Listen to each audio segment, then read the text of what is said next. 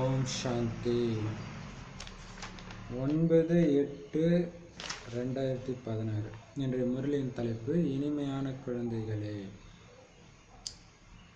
இதுவரை நீங்கள் என்னெல்லாம் படிச்சிருக்கிறீங்க, எல்லாத்தையும் மறந்துடுங்க. ஒரு தந்தையை மட்டும் நினைச்சுங்க. நீங்கள் வேத சாஸ்திரம் படிங்க, சயின்ஸு படிங்க, எதோ வேணாலும் படிங்க. இப்போ உங்களுக்கு கொடுக்குற ஒரே வேலை பாபா நினைங்க. அதையெல்லாம் நினச்சிருந்தீங்கன்னா இங்கே எங்கே பாபா நினைக்கிறது? அதுக்கு தான் அதை விடுங்க. புதுசாக வரவங்க எல்லாருக்குமே, எனக்குமே வரும்போது எவ்வளோ 1008 கேள்வி கேட்டுனுக்கா. ஏன்னா அதுதான் வெளியே வருது. அதுக்கு தான் முதல் கட்டளை மற. மீண்டும் மீண்டும் கேள்வி கேட்கணும்னா என்ன அர்த்தம்? மறக்கலன்னு அர்த்தம், சாகலன்னு அர்த்தம். போய் செத்துட்டு வா பாபா நினை புது ஜென்மத்தில். கேள்வி: பாரதத்தில் சத்யுக சுய ராஜ்யத்தின் ஸ்தாபனை செய்யணும், அதானே நம்ம வேலை. அதுக்கு என்ன பலம் வேணும்? ஒரே பலத்தின் மூலமாக தான் அது நடக்குது. அது என்ன பலம்? தூய்மையின் பலம். நீங்க சர்வ சக்திவான் தந்தையோட யோகம் செஞ்சு தூய்மை ஆகுறீங்க. இந்த தூய்மையுடைய பலத்தினால தான் நீங்க சத்யுக சுய ராஜ்யத்தின் ஸ்தாபனை செய்யறீங்க. இதுல சண்டை ஆகிய எந்த விஷயமுமே கிடையாது. ஞானம் மற்றும் யோக பலமே பாவன உலகத்தின் அதிபதியாக உங்களை ஆக்குது. இதே பலத்தினால தான் ஒரு வழியின் ஸ்தாபனை ஆகிறது.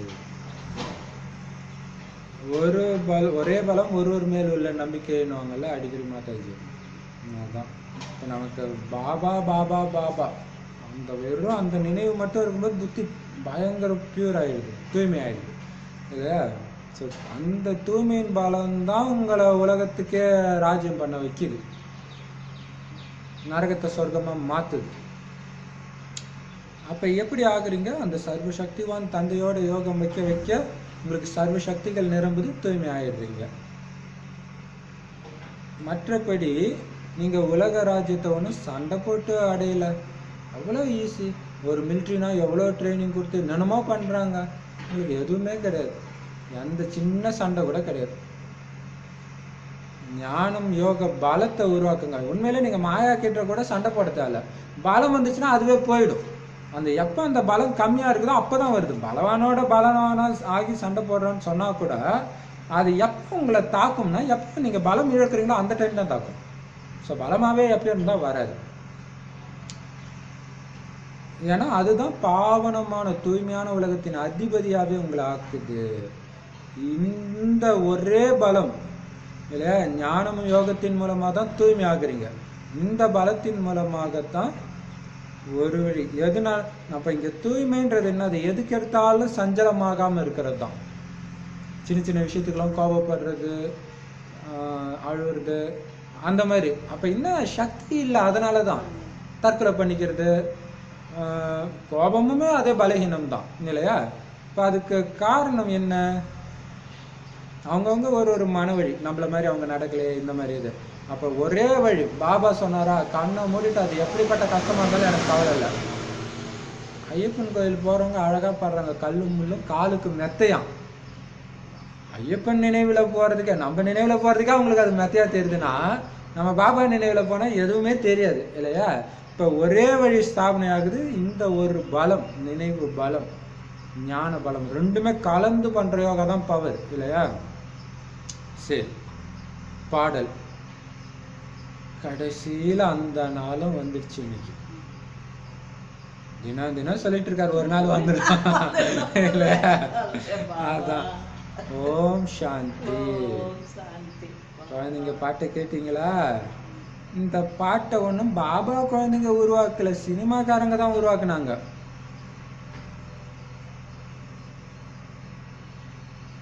இப்ப வேதங்கள் என்ன பாபா உட்காந்து எழுதினாரு? யாரோ எழுதினதுடைய சாரத்தை நான் சொல்றேன்ல, அதே மாதிரிதான் இந்த சினிமா பாட்டோடைய உண்மையான மீனிங்க நான் சொல்றேன். அவங்களுக்கு தெரியாது. எவ்வளவு சூப்பரா சொல்றாரு. நான் சினிமா வச்சு சொல்றாங்க, அவங்களுக்கு தெரியாதுப்பா. அதுதான் இப்ப நாங்க கூட ஒரு சினிமா அருந்ததி படத்தை வச்சு எடுத்தோம். அப்ப அருந்ததி படம் எடுத்தவங்களுக்கு தெரியாது இதுல ராஜயோக ரகசியம் இருக்குன்னு. நமக்கு அதை பார்க்கும்போது தெரியுது, அழகா அதை வச்சு ப்ராக்டிஸ் கொடுக்குறோம். அதே மாதிரி பாபா எப்படி சூப்பரா சொல்றாருல, ஏன் இவர் சினிமா பாட்டை வச்சு பண்ணாருன்னா, வேதங்கள் மட்டும் நானா எழுதுனேன், அதோட சாரத்தை புரிய வைக்கிற மாதிரி தான் இங்கேயும் நான் ஏற்கனவே உருவாக்கப்பட்ட பாட்டை எடுத்து சாரத்தை புரிய வைக்கிறேன்.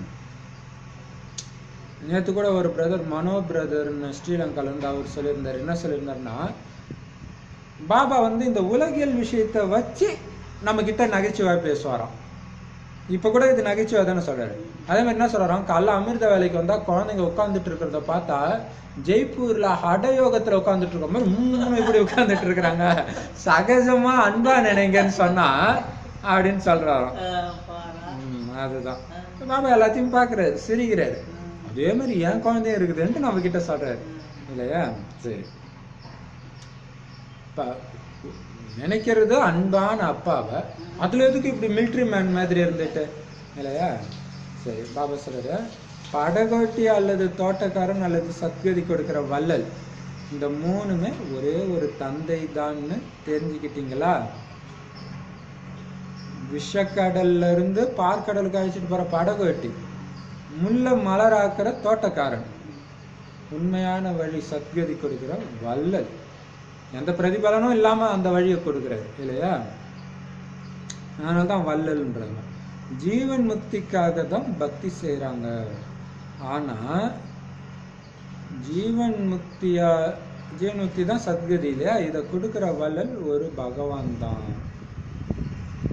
ஆனா அந்த ஜீவன் முக்தியோடைய அர்த்தத்தையே குழந்தைங்க மட்டும்தான் புரிஞ்சிக்க முடியும், மனிதர்களால புரிஞ்சிக்க முடியல. சத்கதி அப்படின்னாலே துக்கத்துல இருந்து விடுவித்து சாந்தியின் பிராப்தி செய்விக்கப்படுவது.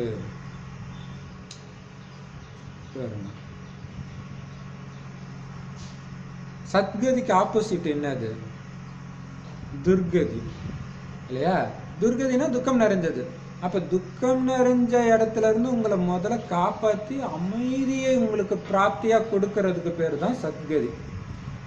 அப்ப இந்த அர்த்தத்துல பாத்தீங்கன்னா முக்தியே சத்கதி மாதிரி தான் ஆயிடுது. அமைதி இல்லையா, துக்கத்துல இருந்து அமைதிக்கு கொடுக்குறாங்க. இங்க லக்ஷ்மி நாராயணனுடைய ராஜ்யம் இருக்கும் பொழுது, அதாவது சத்தியுகமாக இந்த பூமி இருக்கும் பொழுது, தூய்மையும் சுகமும் சாந்தியும் அளவற்று இருந்துச்சு. ராதை கிருஷ்ணருடைய ராஜ்யம்னு சொல்ல முடியாது. உண்மையிலே ராதை தாய்மார்களை நினைத்தவர். அவரை அதிகமாக அன்பு செய்யணும். பிறகும் என்ன பண்றாங்க, கிருஷ்ணரை தான் மிகவும் அன்பு செய்யறாங்க. ஊஞ்சல்ல வச்சு ஊஞ்சல் ஆட்டுறாங்க. கிருஷ்ணரின் ஜென்மாஷ்டமி கூட கொண்டாடுறாங்க. ராதைக்கு ஜெயந்தி கொண்டாடல அப்ப. ஆனா இப்ப ராதைக்கு ஊஞ்சல் வச்சு கொண்டாடுறாங்க தானே மேல்மலையனூர்ல. அம்மனுக்கு கொண்டாடுறாங்கல்ல இல்ல. ஆனா கிருஷ்ணருக்கு தான் அந்த ஊஞ்சல் வச்சு கொண்டாடுவாங்க. அதான் சொல்றாரு, பெண்ணினத்தை சார்ந்த ராதைக்கு தானே பெண்கள் அப்படி அன்பு செலுத்தணும், ஆனா கிருஷ்ணருக்கு தான் அதிக அன்பு செலுத்துறாங்க. உண்மையில இவங்களுக்கு தான் செலுத்தணும் அப்படின்னு சொல்றாரு. அதெல்லாம் கேட்கும்போது எப்படி இருக்கும் மம்மாவுக்கு, நம்மளை பத்தி பேசிட்டு இருக்காரு, எப்படி இருக்கும், எவ்வளவு குஷியா இருக்கும்ல. அப்ப கிருஷ்ணரின் ஜென்மாஷ்டமி கொண்டாடுறாங்களே தவிர ராதைக்கு கொண்டாடல. ஆனா உண்மையிலே ரெண்டு பேருக்கும் தான் கொண்டாடணும். ஆனா பண்றது இல்லை. ஏன்னா ஒண்ணுமே புரிஞ்சிக்கல. ஏன்னா அவங்களுடைய வாழ்க்கை சரித்திரமே யாருக்குமே தெரியாது. கிருஷ்ணர் தான் இதை காப்பாத்தினாரு அதை காப்பாத்தினாருனாங்களே தவிர ராதை எதையுமே செஞ்ச மாதிரி காட்டல தானே. அதனால்தான் தெரியல. ரெண்டு பேரும் தான் பண்ணியிருக்கிறாங்க இல்ல. தந்தை தன்னுடைய மற்றும் அனைவருடைய வாழ்க்கை சரித்திரத்தை சொல்றாரு. சிவ பரமாத்மாய நமகன்னு சொல்றாங்க. ஆனா அந்த சிவ பரமாத்மாவுடைய வாழ்க்கை சரித்திரம் பத்தி தெரியல. மனிதனுடைய வாழ்க்கை சரித்திரத்துக்கு தான் சரித்திரம் பூகோளம்னு சொல்றாங்க. உலகத்தின் சரித்திரம் பூகோளம் பாடப்படுது இல்லையா.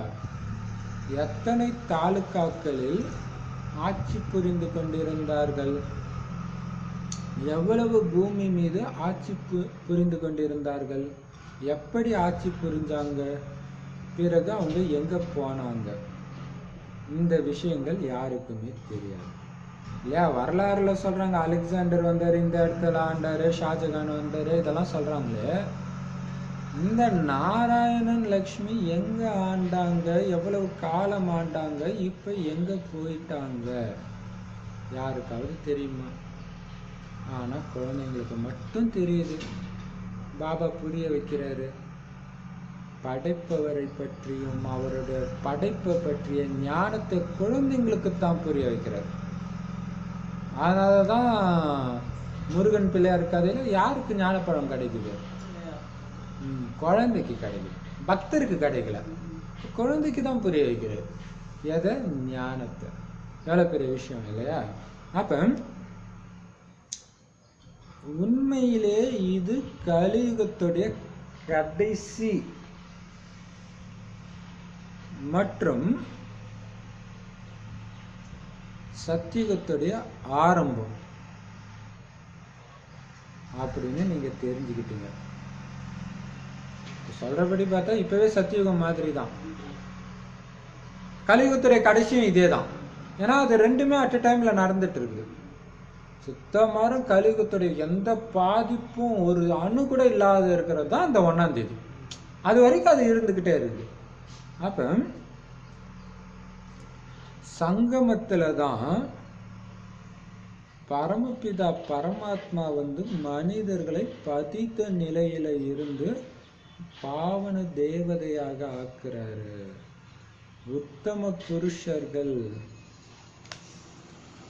அதுதான் புருஷோத்தமர்கள் அப்படின்னு சொல்ற. உத்தம புருஷ்ண ஆத்மா, உத்தமமான ஆத்மாக்களாக பாபா ஆக்குறாரு. ஏன்னா இன்னைக்கு மனிதர்கள் ஒன்றும் உத்தமமாவே இல்லை, தாழ்ந்தவர்களாக இருக்கிறாங்க. உயர்ந்த தரம், நடுத்தரம், தாழ்ந்த தரம் அப்படின்னு 3 தரத்தை சார்ந்தவர்களாக இருக்கிறாங்க. சதோவாகவும் ரஜோவாகவும் தமோவாகவும் ஆகுறாங்க. யார் நல்ல முறையில ஞானத்தை கேட்கிறாங்களோ அவங்கள சதோகுணம் உடையவர்னு சொல்லுவாங்க. சூப்பரா சொல்ற பார்த்தீங்களா? அப்ப பாருங்க, ஏன் சங்கமயுகத்துல உத்தம புருஷரா ஆக்குறாருன்னா, எங்க உத்தமர்களா இல்லையோ அப்பதான் மாற்ற முடியும். அதனால்தான் அது கலியுகத்துல தான் இருக்கு. அந்த ரெண்டுத்துக்கும் இடைப்பட்ட யுகத்துல மாத்துறாரு. மாத்திர யுகத்துக்கு பேர் சங்கமயுகம் ஆயிடுது. இப்போ எப்பயுமே ஃபர்ஸ்ட் கிளாஸு, மீடியமு, ரொம்ப ஒஸ்ட்டுன்னு 3 இருக்குது. உயர்ந்த தரம் ஃபர்ஸ்ட் கிளாஸ், செகண்ட் தரம் ரெண்டுத்துக்கும் இடைப்பட்டது தேர்ட் கிளாஸ், முடிஞ்சு போச்சு. அப்படி இருக்குது எல்லாத்துலேயுமே. அதே மாதிரி அதைத்தான் சதோ ரஜோத்தமான்னு சொல்கிறது, வேற ஒன்றும் கிடையாது.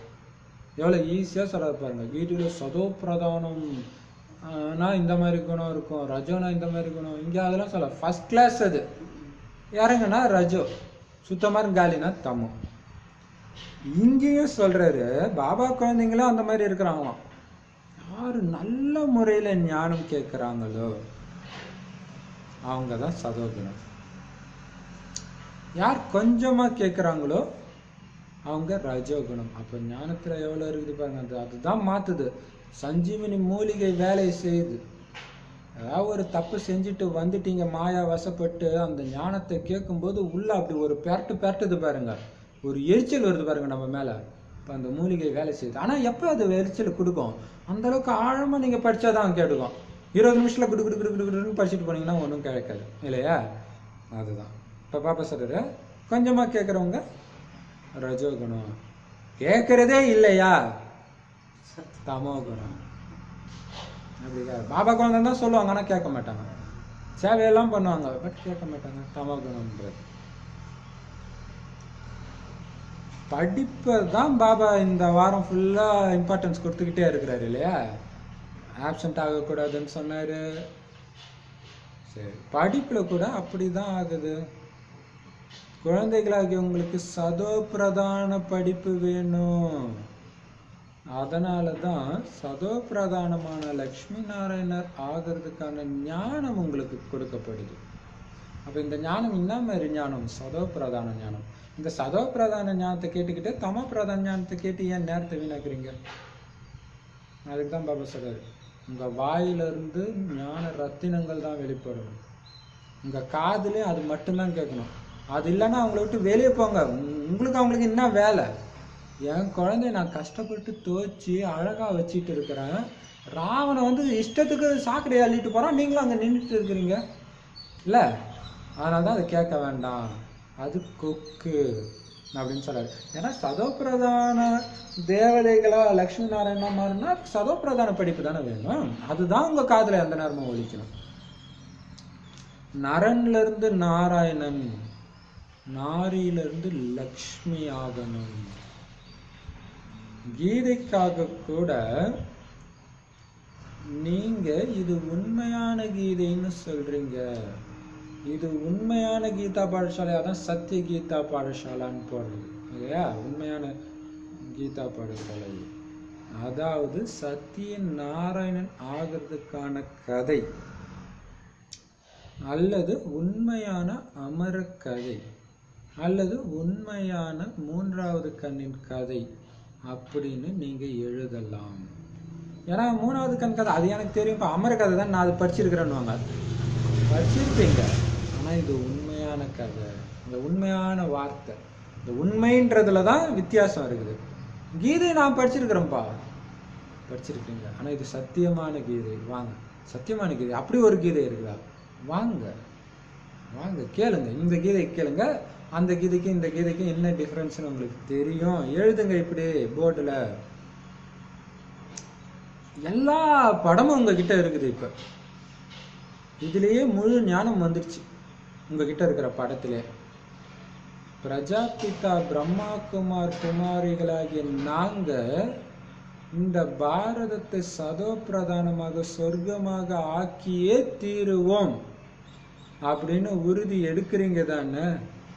2 நாள் முன்னாடி கேட்டாரு, அடிச்சு சொல்றீங்க தானே? நிச்சயம் இல்லைன்னா எப்படி சொல்லுவீங்க இல்ல? அதுதான். அப்போ உறுதி எடுக்கிறீங்க, சதப்பிரதானமா ஆக்கியே தீருவோம் அப்படின்ட்டு. நீங்க இந்த செய்தியை தெரியப்படுத்தணும். காந்தியடிகள் கூட தூய்மையான ராஜ்யத்தை தான் விரும்பினார். அதனால அவசியம் இப்ப தூய்மையற்ற ராஜ்யம் நிரூபணமாகுது இல்லையா? பாருங்க, அவரு காந்தி வந்து சுதந்திரம் வாங்கி கொடுத்தா கூட அவருக்கு ஒரு பதவியை கொடுத்தா அவர் வேண்டான்ட்டாரு. ஏன் வேண்டான்னாரு? பதவியில இருந்தா நேர்மையா இருக்க முடியாதுன்னு அவருக்கு தெரியுது. இப்ப ஏன் தெரியுது? அப்ப அது அழுக்கான பதவியை தானே அவர் வாங்கி கொடுத்துருக்காரு. அவர் ஒன்றும் தூய்மையான பதவி வாங்கி கொடுக்கலன்னு தானே அர்த்தம். இல்லைன்னா போய் ஆட்சி செய்ய வேண்டியது தானே. இப்ப அவருக்கே தெரியுது இதுவும் ஒன்றும் எப்படியும் இருக்காதுன்னு தெரியுது. அப்ப அழுக்கா இருக்குதுன்னு தானே அர்த்தம். தூய்மையான ராஜ்யத்தை விரும்புறாங்க, அப்ப இப்ப இருக்கிறது அழுக்குன்னு தானே அர்த்தம். அதனால சுயம் நாமளே பதிதமா இருக்கிறோம்னு யாராலுமே புரிஞ்சிக்க முடியல. பாடுறாங்க ராமருடைய ஆட்சி வேணும்னு, அப்ப இப்ப இருக்கிறது மோசமான ஆட்சின்னு தானே அர்த்தம். நாம அழுக்கா இருக்கிறோம் தானே அர்த்தம். புரிஞ்சுக்கல. ராவணன் என்பது 5 விகாரம் தான்: காமம், கோபம், பற்று, பேராசை, அகங்காரம். ராமராஜ்யம் வேணும்னு சொன்னா அவசியம் கேட்கிறவங்க அசுர சம்பிரதாயத்தை சார்ந்தவர்களா இருக்கிறாங்கன்னு தானே அர்த்தம். ஆனா பாருங்க, இது யாருடைய புத்தியிலும் வரல. எவ்வளவு பெரிய பெரிய குருமார்கள் கூட இந்த அளவுக்கு புரிஞ்சுக்கிறது கிடையாது. நாங்க ஸ்ரீமத் படி பிரம்மா மூலமாக 5 வருடங்களுக்கு முன்பு போலவே தெய்வீக ராஜ்யத்தை ஸ்தாபனை செய்வோம்னு குழந்தைகளாக நீங்க இப்ப அறிவிப்பு கொடுக்கிறீங்க.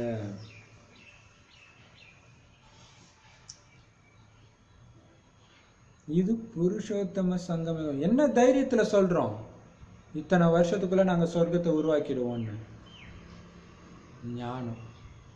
என்ன ஞானம்? உருவாக்கிட்டீங்க போன கல்பத்துல, அதேதான் நடக்க போகுது, அப்புறம் எதுக்கு பயம்? தில்லா சொல்லுங்கன்ற.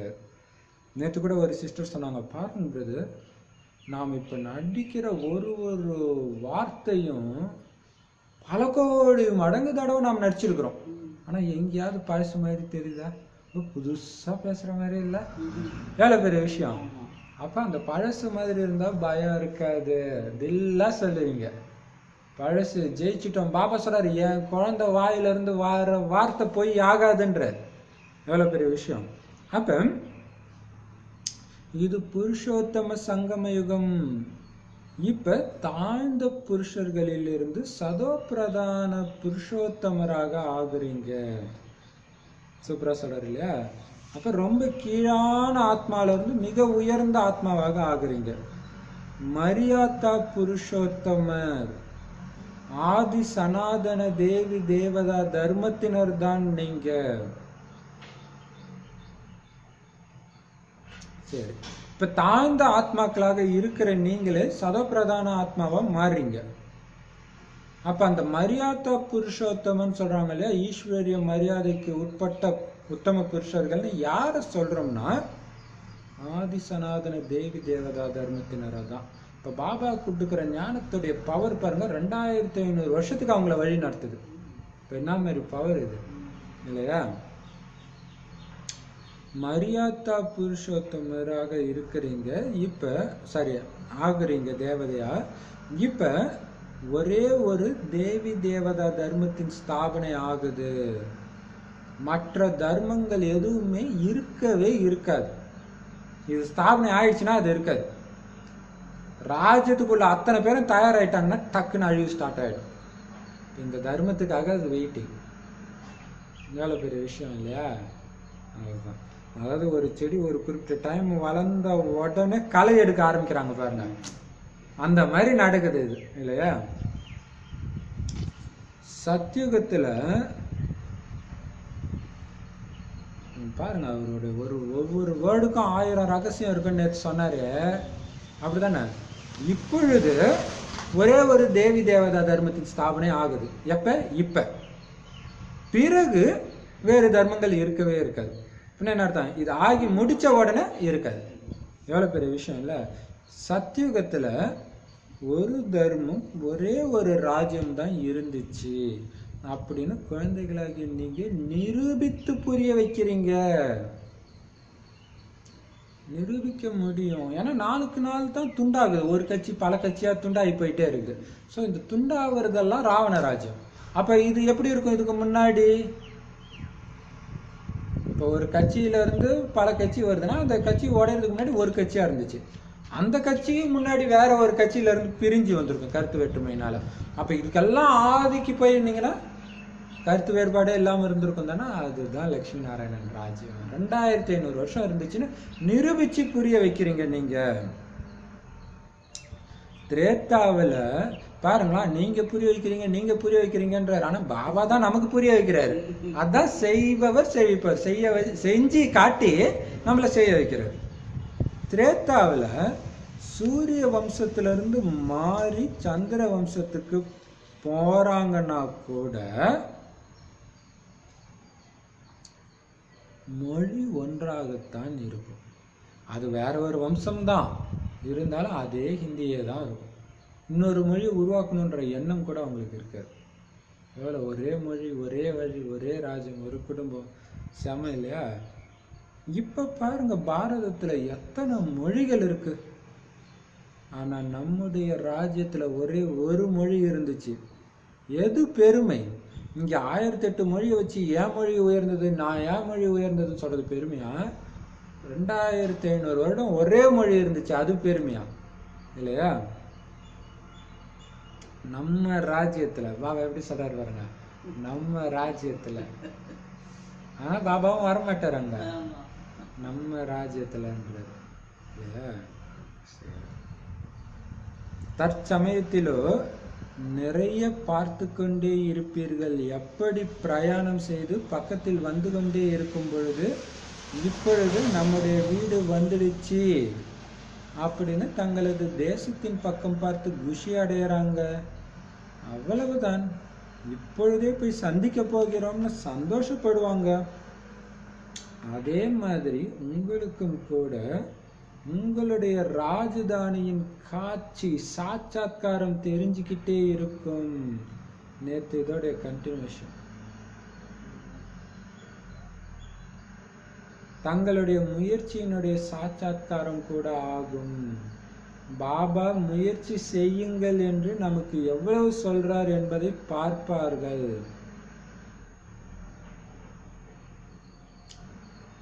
இல்லை என்றால் ஐயோ ஐயோ என்பார்கள் மற்றும் பதவியும் குறைஞ்சி போயிடும். யோகத்தின் யாத்திரை பற்றி எல்லோருக்கும் கூறிக்கொண்டே இருங்கள். பாபாவுக்கு தெரியுது பார்த்தீங்களா, ஒரு நாள் வானிலை என்னதான் அடிச்சாலும் அடுத்த நாள் மாயா அதை மறக்க வச்சிடும்னு அவருக்கு தெரியுது. அதனால தான் அடுத்த நாளும் மீண்டும் ஞாபகப்படுத்துறாரு இல்லை. இப்போ பாபா சொல்றாரு, வெளியூருக்கு ஒரு 10 வருஷம் இந்த ஊரை விட்டுட்டு வேற ஏதோ ஒரு ஊருக்கு போயிட்டீங்க.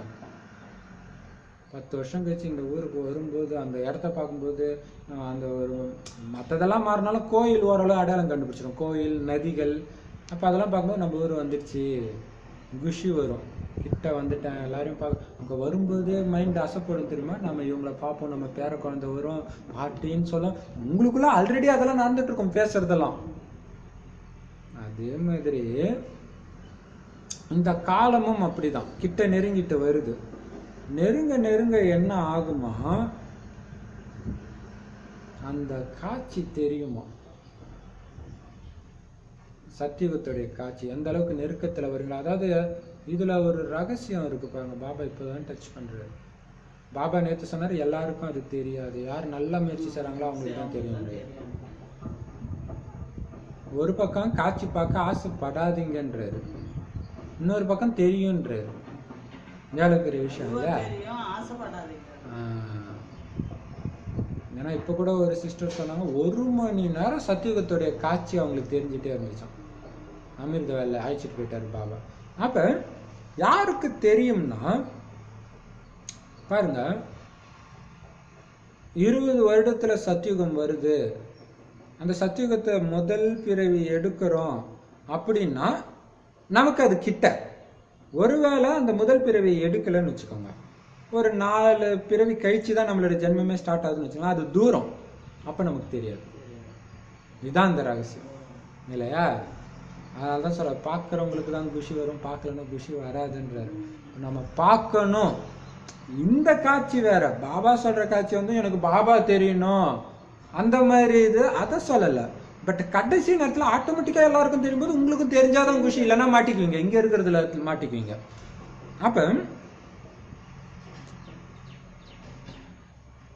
அப்போ நமக்கு தெரியுமா, பாபா சொன்னார் இல்லை முயற்சி செய்யுங்க செய்யுங்கன்னு எவ்வளவு சொன்னாரு, செஞ்சதுடைய பலன் எல்லாருக்கும் தெரியுது. நான் செய்யலையே, அதனால ஐயோ ஐயோன்னு அலறுவோமா. எல்லாரும் சொல்லும்போது எனக்கு மட்டும் கிடைக்கலாம் எப்படி இருக்கும். அப்ப இது இந்த வாணி ஒரு முக்கியம். இந்த வாணியை மட்டும் நம்ம படிக்கலன்னு வச்சுக்கோங்க, நமக்கு இது தெரியாது. ஆட பக்தி பாதுன்னு நினைச்சுக்குவாங்க. அவரு சொல்றது வேற. பக்தியில பாக்குறது வந்து அந்த அம்மனா தெரியணும், இது தெரியணும்னு. சொர்க்கத்துடைய காட்சி கடைசியில எல்லாருக்கும் தெரியும் போது நமக்கு தெரியலனாலே நமக்கு அது பெரிய தண்டனை தான். எல்லாருக்கும் தெரியுதே எனக்கு தெரியலையே ஐயோ ஐயோன்னு அலறுவாங்க. எவ்வளவு பெரிய விஷயம் இல்லையா. இது தெரியணும் நமக்கு. அப்ப அதுக்கான முயற்சி பண்ணணும். அதனால பாபா சொல்றாரு, யோக யாத்திரை பற்றி எல்லாருக்கும் சொல்லிக்கிட்டே இருங்க. புரிய வைக்கிறது ரொம்ப ஈஸி. ஆத்மா இங்க இருக்குது, இந்த உயிரோடைய கடவுள் அப்பா நட்சத்திரம் மாதிரி சொல்லிக்கிறாரு நினைச்சிட்டு இருங்க, அவ்வளவுதான், முடிஞ்சு போச்சு. அதுக்கப்புறம் அவங்க இன்ட்ரெஸ்டா கேட்டாங்கன்னா அதுக்கு மேல போகலாம். பட் மெயின் இந்த விஷயத்த நீங்க சொல்லிக்கிட்டே இருக்கணும். புரிய வைக்கிறது ரொம்ப ஈஸி. ஏணிப்படி பாருங்க எவ்வளவு ஈஸியா இருக்குது. யாரு லேட்டா வராங்களோ அவங்களுக்கு நாளுக்கு நாள் ரொம்ப ஈஸியான ஞானம் கிடைக்குது. ஒரு வாரம் புரிஞ்சுக்கிட்ட உடனே சுலபமா அவங்க புரிஞ்சுக்குவாங்க. ஏன்னா நிறைய படம் வருது, நிறைய யுக்தி நமக்கு கிடைக்குது. அப்ப நம்ம நல்லா புரிய வைப்போம் இல்லையா. ஆனால் ஒரே வாரத்துல ஈஸியா புரிஞ்சுக்கிறாங்க. சொன்ன மாதிரி இப்போ அந்த சிஸ்டர் 1 மாசத்துக்கு அந்த அவங்கெல்லாம் பார்த்தீங்கன்னா டக் டக்குன்னு புரிஞ்சுக்கிறாங்கன்னா என்ன அர்த்தம் இல்லையா. அப்ப படங்கள் அந்த மாதிரி தயாரிக்கப்பட்டிருக்கு, அதுல மிக சரியான விளக்க உரை இருக்குது. அப்போ ஸ்லைட்டா கொடுத்து இந்த படத்தை பார்த்துக்கிட்டே இருங்கன்னா அந்த படத்துல இருக்கிற ஒண்ணு விடாம படிச்சாங்கன்னா அவங்களுக்கே புரிஞ்சும். அந்த அளவுக்கு விளக்க உரை இருக்குது.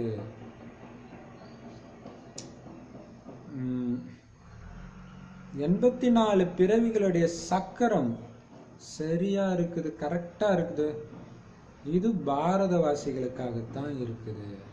குழந்தைகளாகிய உங்க புத்தியில முழு ஞானம் இருக்குது. பதித்த பாவனர் சத்கதி தாத்தா, தாத்தானா வள்ளல்,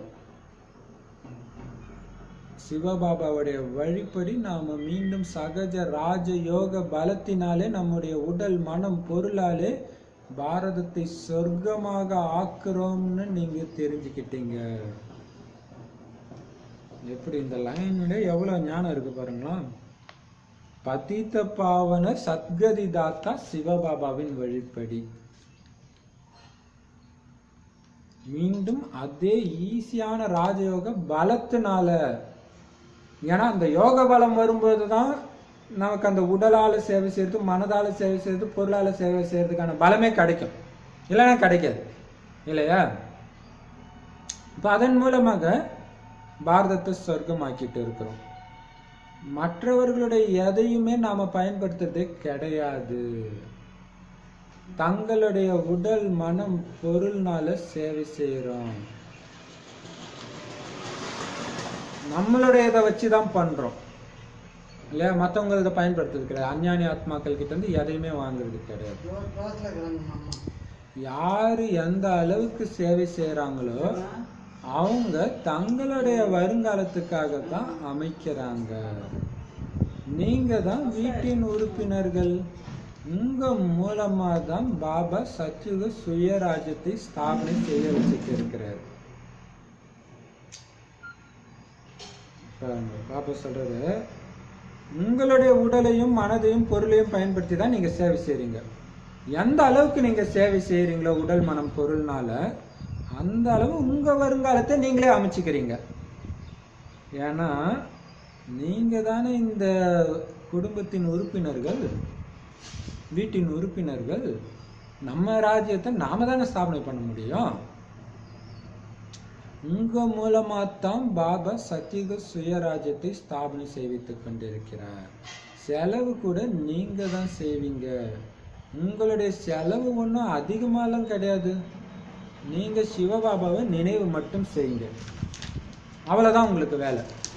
கன்னியர்கள் என்ன செலவு செய்ய வேண்டியுள்ளது?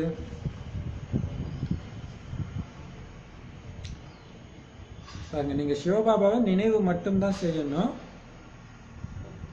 ஒன்றும் பெரிய செலவெல்லாம் கிடையாது உங்களுக்கு இல்லையா? பாபாவை நினைவு செஞ்சாலே போதும். கன்னியர்கள் என்ன செலவு செய்ய முடியும் அவங்களால? கல்யாணம் இருந்தால் கணவன் கிட்ட வந்து காசு வாங்கி கொடுக்குவேன். கன்னியர்கள் என்ன பண்ண முடியும்? அவங்க கிட்ட ஏதாவது இருக்குதா என்ன? சூப்பராக கேட்குறாருல, அவங்ககிட்ட என்ன இருக்குது? பாபா குழந்தைகளிடம் என்ன கட்டணம் வாங்குவார்? எதுவும் கிடையாது. பள்ளிக்கூடங்களிலும் முதலில் கட்டணத்தின் விஷயத்தை தான் பேசுறாங்களே, அப்புறம் தான் மற்றதெல்லாம். முதல்ல அங்கே ஆஃபீஸ் ரூம்ல பணத்தை கட்டிட்டு தான் உள்ளே உட்காரணும். அங்க கல்விக்காக பாருங்க எவ்வளவு செலவு ஆகுது. ஆனா இங்க சிவபாபா குழந்தைங்க கிட்ட எப்படி பைசா வாங்குவார்? எப்படி கேட்கிறாருப்பாங்க, குழந்தைங்க கிட்ட எப்படி வாங்க? ஆனா இந்த ஞானம் எங்கேயுமே கிடைக்காது. ஆனா எப்படி வாங்குவார்? சிவபாபா பைசா வாங்குவதற்கு தனக்கென்று வீடு அமைக்க வேண்டி இருக்கிறதா என்ன? குழந்தைகளாகி நீங்க வருங்காலத்துல சொர்க்கத்திற்கு சென்று வைரம் வைடூரியங்களின் அரண்மனை அமைக்க வேண்டியுள்ளது.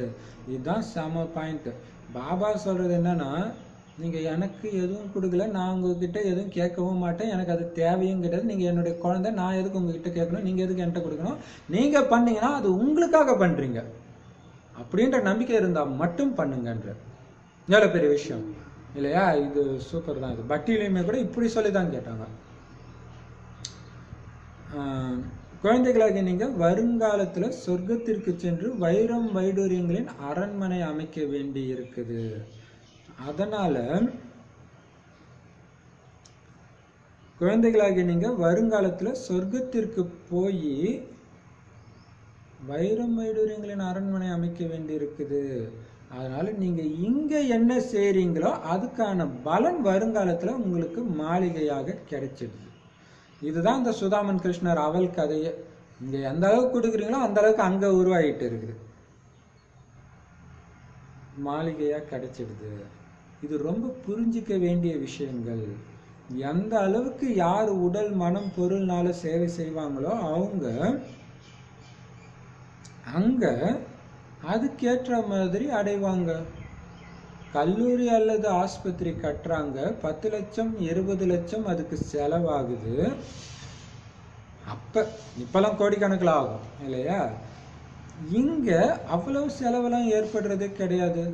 ஒரு சின்ன வீட்டுல ஆன்மீக கல்லூரி அல்லது ஆஸ்பத்திரி அமைக்கிறாங்க. பாண்டவர்களின் ஆதி தலைவன் யாராக இருந்தார்? அவங்க என்ன பண்ணிட்டாங்க? பாண்டவர்கள் தலைவனா யாரை போட்டாங்க? பக்தியில ஸ்ரீகிருஷ்ணரை போட்டாங்க. உண்மையிலே நிராகார பகவான் தான் பாண்டவர்களுடைய தலைவன், ஆதி தலைவன், ஆதிசிவன்னே சொல்லுவாங்க இல்லையா?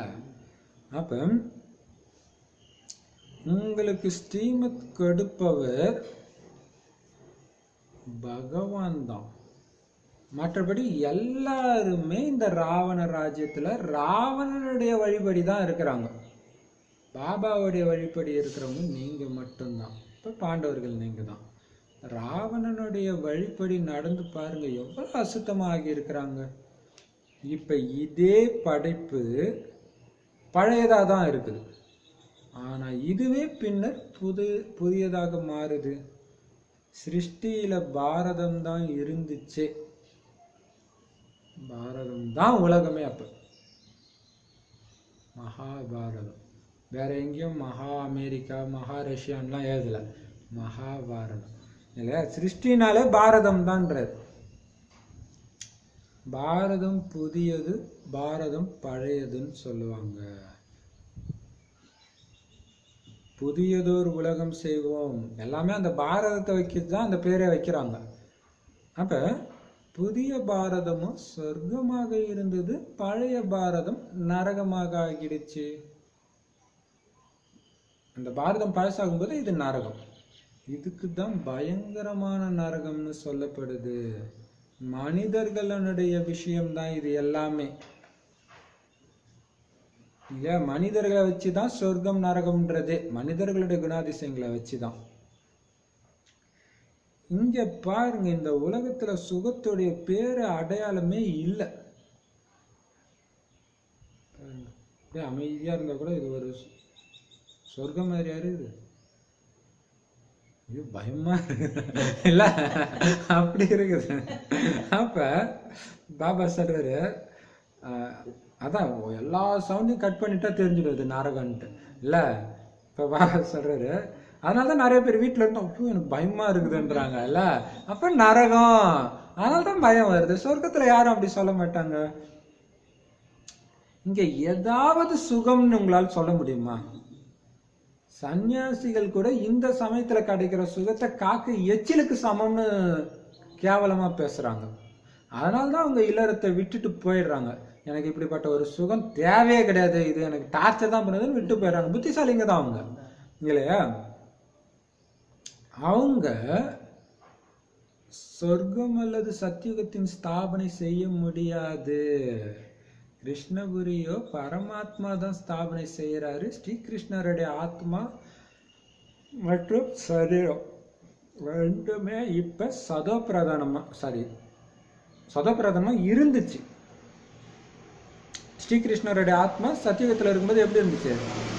உடலும் ஆத்மாவும் சதோபிரதானமா இருந்துச்சு. அதனால்தான் கிருஷ்ணரை அவ்வளவு அன்பு செய்யறாங்க. ஏன்னா தூய்மையானவர் இல்லையா? அன்பு எதுக்கு வருது? தூய்மைக்கு வருது. சிறிய குழந்தை பிரம்ம ஞானிக்கு சமம்னு சொல்றாங்களே, ஏன்னா சின்ன குழந்தைக்கு விகாரங்கள் பத்தி தெரியாது. சன்னியாசிகள் தூய்மையா இருந்தா கூட உங்களுக்கு விகாரம்னா என்னன்னு தெரியும். குழந்தையோ பிறவியிலேயே மகாத்மா. குழந்தைகளுக்கு தூய்மையான மலர்னு சொல்லப்படுது. சூப்பரா சொல்றாருல, பிறவியிலே மகாத்மா குழந்தை. ஸ்ரீகிருஷ்ணர் முதல் நம்பர் மலர், ஃபர்ஸ்ட் கிளாஸான ரோஜா மலர்னா அது அவர் தான் இல்ல, முதல் தரமான மலர். சரி, அப்ப பாபா சொல்றாரு பாருங்க, சன்னியாசிகள் புத்திசாலித்தனமா காக்கை எச்சிலுக்கு சம சுகன்ட்டு இல்லறத்தை விட்டு போனாலுமே கூட, அவங்க தூய்மையா இருந்தாலுமே கூட சொர்க்கத்தின் ஸ்தாபனை அவங்களால பண்ண முடியாது. இல்லறத்துல இருந்துகிட்டே நீங்க தான் பண்றீங்க. எவ்வளவு பெரிய விஷயம் அதுதான். இப்ப எவ்வளவு பெரிய விஷயம். தனியா இருந்தா என்ன சுகம்? சுகம் வேண்டான்ட்டு போயிடுறாங்க. அப்ப இல்லறத்துல இருக்கணும். பட் அந்த துக்கத்துக்கு காரணமான எதுவும் இல்லைன்னா அது சுகமான இல்லறமா இருக்கும். அதை யார் ஸ்தாபனை பண்ண முடியும்? இல்லறவாசிகள் உங்க மூலமா தான் பாபா பண்றாரு. எவ்வளவு பெரிய விஷயம் இல்ல? அப்ப அதனால்தான் ஸ்ரீகிருஷ்ணபுரிய உருவாக்குறது பரமாத்மா. கிருஷ்ணருடைய ஆத்மா தூய்மையா இருக்கிறதுனால தான் அப்படி ஒரு அன்பு அவர் மேல. புது உலகத்துடைய முதல் இளவரசர் அவர் ஜென்மம் எடுத்த உடனே முதல் இளவரசர்னு சொல்லுவாங்க. கரெக்டு தானே? பிறக்கும் போது என்ன சொல்லுவாங்க? இளவரசர் பிறந்திருக்காருன்னு தானே சொல்லுவாங்க. எவ்வளவு பெரிய விஷயம். அப்ப ஸ்ரீகிருஷ்ணர் மாதிரி குழந்தை கிடைக்கணும்னு கிருஷ்ணரை எல்லாரும் நினைவு செய்யறாங்க. எப்படி ஆக வேண்டுமோ அப்படியே ஆகுங்கன்னு இப்ப தந்தை சொல்றாரு. ஒரே ஒரு கிருஷ்ணர் மட்டும்தான் மலர ஆகுறாரா? இளவரசனா ஆகுறாரா? கிடையாது. நிறைய இளவரசர்கள் அங்க பெறுவாங்க. இதுல நம்பர் 1 இவர். அவ்வளவுதான். Prince of Wales. அந்த வேல்ஸ்ன்ற அந்த மாகாணத்துல இளவரசர்கள் எத்தனை பேர் இருந்திருக்கிறாங்க? முதலாம் இளவரசர், 2ஆம் இளவரசர் அப்படின்ட்டு. அதே மாதிரி இங்கேயும் பரம்பரை இருக்குது. தந்தைக்கு பிறகு மற்றவங்க குழந்தைங்க சிம்மாசனத்துல உட்காருவாங்க. எப்படி வம்சம் இருக்குது அதே மாதிரி இது வம்சமாகும். உங்களுடைய தொடர்பு கிறிஸ்தவர்களுடன் உள்ளது.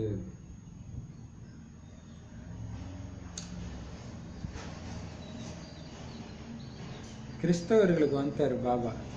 கிருஷ்ணர் மற்றும் கிறிஸ்தவர் பக்தியிலும் சொல்லுவாங்க. அவர் ஆட்டுக்கொட்டால பிறந்தார், இவர் மாட்டுக்கொட்டால பிறந்தார். பாருங்க, அவர் பேர் கிருஷ்ணா, இவர் பேர் கிறிஸ்துவர். ஸோ ஒற்றுமை இருக்குது இல்ல அப்படின்னு சொல்லுவாங்க. ஆனால் ஒற்றுமை இருக்குதுன்னு சொல்லுவாங்க, ஆனால் அது என்னன்னு தெரியாது. இங்க பாபா சார் உங்க தொடர்பு அவங்க கிட்ட தான் இருக்குதுன்ற. ஏன்னா 2 பேருடைய ராசியும் ஒரே ராசி. கொடுக்கல் வாங்கல் கூட உங்களுக்குள்ளதான் நிறைய நடக்குது. பாரதத்துல இருந்து அவங்க எவ்வளவு செல்வத்தை எடுத்துட்டு போயிருக்கிறாங்க. வெள்ளக்காரங்க தான் நிறைய கொள்ளடிச்சிருக்கிறாங்க. நான் உனக்கு மட்டும்தான் அப்பாவா, எங்களுக்கு தான் அப்பா குடுறான்ட்டு எடுத்துட்டு போயிட்டாங்க இல்லையா? இப்ப மீண்டும் கொடுத்துக்கிட்டு இருக்கிறாங்க. ரிட்டர்ன் சர்வீஸ் செஞ்சுட்டு இருக்கிறாங்க இல்லை? இப்ப நிறைய கடனா வாங்குது பாரதம். எடுத்துட்டு போனதான் இங்க கடனா வந்துட்டு இருக்குது. இந்த ஐரோப்பிய வாசிகள் தங்களுக்குள்ள சண்டையிட்டு முடிந்து போய் விடுவார்கள். கடன் கொடுத்து திரும்பி வரும்னு நினைச்சிட்டு அவங்க கடன் கொடுத்துட்டு அவங்களே சண்டை போட்டு அழிச்சு போயிடுவாங்க. எப்படி ஒரு டிராமா! எவ்வளவு பெரிய விஷயம். நிறைய பார்த்தீங்கன்னா அப்பா நல்லா கடன் வாங்கி வச்சுட்டு திடீர்னு தற்கொலை பண்ணிக்குவார். திடீர்னு அவருக்கு அப்படி ஒரு உணர்வு வந்துடும். கடைசியில் கடன் எங்கே வந்து விடியுது? புள்ள மேலே வந்து விடியுது, இல்லாட்டினா மனைவி மேலே வந்து விடியுது. அதே மாதிரி இங்கே நம்ம கிட்ட இருந்து எடுத்தாங்க, அது மறந்துட்டாங்க. அதுக்கு தான் திருப்பி கொடுக்கணுன்றதையும் மறந்துட்டாங்க. ஸோ கடனாக கொடுக்குறாங்க, அதுக்குள்ளே அவங்களே தற்கொலை பண்ணிக்கிற மாதிரி போயிடுறாங்க. அப்போ அந்த முடிஞ்சு போச்சு, கணக்கு முடிஞ்சு போச்சு. கரெக்டாக நம்ம கிட்ட இருந்து எவ்வளோ கொள்ளை அடிச்சாங்களோ அவ்வளோ இது அவங்க கடன் கொடுக்கும்போது தான் நாடகம் முடியும். இப்போ அதுவும் எவ்வளோ விஷயம் இருக்குது. அதான் நாடகம் எவ்வளோ துல்லியமாக, யாருக்குமே எந்த விதமான பாக்கியம் இருக்காது, அப்படி முடியுது. இது பற்றி கதை கூட இருக்குது. 2 பூனை சண்டை போட்டுட்டு இருக்கும்போது நடுவில் குரங்கு வந்து வெண்ணெயை திடி சாப்பிட்டு போயிடுச்சான். யார் அந்த பூனை? நாம தான். இல்லை, இந்த விஷயம் தற்போதைய விஷயம். அவங்க தங்களுக்குள்ள சண்டை போட்டுக்குவாங்க. ஆனால் ராஜ்ய பாக்கியம் குழந்தைங்கள உங்களுக்கு கிடைக்க போகுது. இப்போ எவ்வளோ குஷி இருக்கணும் இல்லையா? இப்போ குழந்தைகளாகிய உங்களுக்கு மிக ஆழமான ஞானம் கிடைச்சிருக்குது. நாம எல்லோரும் பிரம்மா குமாரிகள். உங்க புத்தியில பதிஞ்சிருச்சா? நீங்கள் அமெரிக்காக்காரங்களா இருக்கட்டும், இந்துவாக இருங்க, கிறிஸ்டினாக இருங்க, முஸ்லீமாக இருங்க, ஆனால் இப்போ பாபா ஞானம் கிடைச்சோன்னு நீங்கள் யார்? பிரம்மாக்குமார் குமாரிகள். புத்தியில் ஆழமாக பதிய வைங்க. அதை விட்டுட்டு நான் குஜராத்தி, வங்காளம், பெங்கால் சார்ந்தவன் அப்படியெல்லாம் இருக்கக்கூடாது. அப்படி கிடையாது. இந்த கருத்து வேற்றுமை கூட முதல்ல நீங்கி போயிடணும். நாம் ஒரு தந்தையுடைய குழந்தைங்க. பிரம்மா மூலமாக சிவபாபாவுடைய ஸ்ரீமத் படி ஞானம் மற்றும் யோக பலத்தினால மீண்டும் நாம நம்முடைய சுய ராஜ்யத்தை ஸ்தாபனை செஞ்சுட்டு இருக்கிறோம். ஒரு அப்பாவோட குழந்தை அமெரிக்காவில் ஒன்று இருக்குது, ஒன்று தமிழ்நாட்டில் இருக்குது. அப்பயும் ஒரு அப்பாவோட குழந்தை தானே, அண்ணன் தானே. இதே மாதிரி தான் இங்கே. அதனால நான் தமிழ்நாடு, மராத்தி, பெங்கால், ஆந்திரா இந்த கருத்து வேற்றுமை கூட உங்களுக்கு இருக்கக்கூடாது. ஒரு அப்பாவோட குழந்தைன்னு இருக்கணுன்றது. முஸ்லீம்கள் கரெக்டாக ஃபாலோ பண்ணுவாங்க. அந்த பாய்னா அவங்களுக்கு அப்படி ஒரு சந்தோஷம் இருக்கும் இல்லையா? இப்போ பாப்பா சொல்ற அப்போ டைரக்டாக உண்மையான பாய் நாம தான் இல்லையா சகோதரர்கள்? அப்போ பிரம்மா மூலமாக சிவபாபாவுடைய ஸ்ரீமத் படி ஞானத்தை அடையிறோம். அந்த ஞான பலமும் யோக பலத்தினால மட்டும்தான் நாம் சுயராஜ்யத்தை இப்போ அடைஞ்சிட்டு இருக்கிறோம். ஸோ இந்த பலம் இருக்கணும் உங்களுக்கு. அப்போ இந்த கருத்து வேற்றுமையெல்லாம் வந்து ஒரு தடையாக நிற்கிது. இப்போ யோக பலத்தில் பாபாவை மட்டும் பார்க்கும்போது அந்த தடையெல்லாம் காணாமல் போயிடும். அது ஒரு மாயா. இவங்க வேற மொழி பேசுகிறவங்க, பாபா காணாமல் போயிடுச்சு. ஏன் சகோதரன் வந்துடுது இல்லையா? அப்போ யோக பலத்தினால தான் நாம் தூய்மையாகிறோம். தந்தை சர்வசக்திவான், அவர்கிட்ட இருந்து தான் பலம் கிடைக்குது. நீங்க உலக அரசாட்சி அடையிறீங்க. மற்றபடி இதுல சண்டையெல்லாம் நீங்க போட வேண்டிய அவசியமே கிடையாது. சண்டை போட்டு கிடையாது. யோக பலத்துல தான் உங்களுக்கு அரசாட்சி கிடைக்குது. முழுமையாக தூய்மையின் பலம். ஒரே லைன்ல ஒரே வேர்டில் சொல்லணும்னா அது தூய்மையுடைய பலம். ஞானத்திலையும் யோகத்திலையும் நமக்கு கிடைக்கிறது என்ன? அது தூய்மையின் சக்தி இல்லையா? வந்து பதித நிலையிலிருந்து பாவனமாக ஆக்குங்கன்னு கூப்பிடுறாங்க. அப்ப நினைவினுடையது தான் பலம். நினைவினுடையது தான் அந்த தூய்மை. தூய்மையுடையது தான் பலம். தூய்மையாக்குங்கன்னு ஏன் சொன்னீங்க?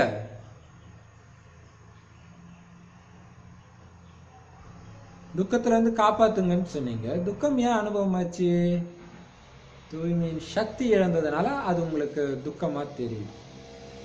ஒருத்தர் சொல்லுவாங்க ஒரு வார்த்தை, 4 பேர் முன்னாடி ஒருத்தவங்க சொல்லுவாங்க, ஒருத்தவங்களுக்கு மட்டும் அது தைக்கும், இன்னொருத்தவங்களுக்குலாம் அது வலிக்காது. அப்ப அவங்களுக்கு பலம் கம்மியா இருக்குது, அதனால அவங்களுக்கு வலிக்குது. இப்ப நினைவினுடையது தான் பலம். அப்படியின்றி அங்க சிக்கலான வேலைகளில் போய்விட்டு எல்லாற்றையும் மறந்து விடுவதல்ல.